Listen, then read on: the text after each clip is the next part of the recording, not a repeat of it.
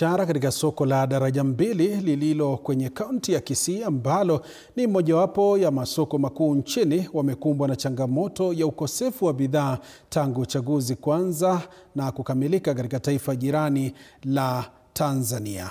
Hasa wanaojihusisha na uuzaji wa matunda, mchele na vitunguu wanaendelea kuhangaika kutokana na kukosa mali ya kuuza, hasa wakati huu ambapo shule zimefungwa na hitaji ya bidhaa hizo kuwa juu. TV47 imefanya tathmini katika soko hilo na kubaini kwamba hata baadhi ya madereva wanaosafirisha bidhaa za kuuza katika taifa la Tanzania wanalalamikia kupitia ugumu kwa kuzoelewa na hata kutoa mali humo.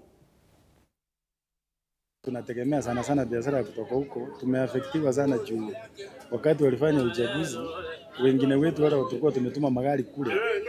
Magari zetu zingine zilipata shida sana hata kupakia mzigo peke yake. Madereva wengine walishikwa wakawekwa ndani. Sasa wale wengine walikuwa na nia ya kwenda kule ndio walete mzigo, waliofia kutuma magari kule. Kama mimi mmoja mwenye naongea, gari yangu ilikuwa kule. Ilikuwa imeenda Dar es Salaam. Ilikuwa imepeleka ndimu ndio irudi na oranges, machungwa.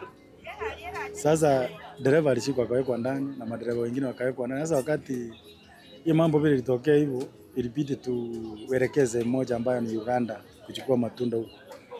Sasa inamaanisha vitu kama hizo zenye tunatoa Tanzania, hiyo matunda sasa imeaffect bei zetu, bei hapa sokoni. Unakuta sasa kama ni machungwa inakuja kwa kiwango kidogo. Ile inakuja kwa kiwango kidogo, bei nayo inaenda juu. Hiyo kupungukiwa na kukosa kupewa mzigo kutoa mzigo Tanzania umesababisha mzigo ya Uganda ipande bei, sababu Uganda peke yake ndio inatusupply.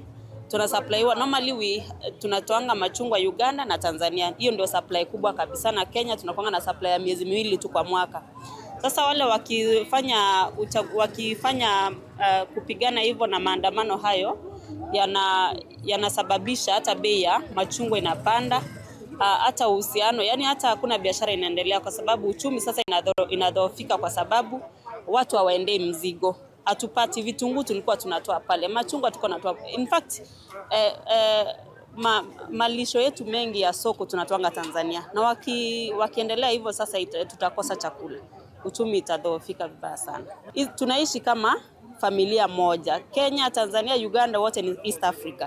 Tusipoungana tusuluhishe hizi tatizo ndogo hizi, tutafanya turudi nyuma. Ndio maana hatutaendelea kama these other developed countries.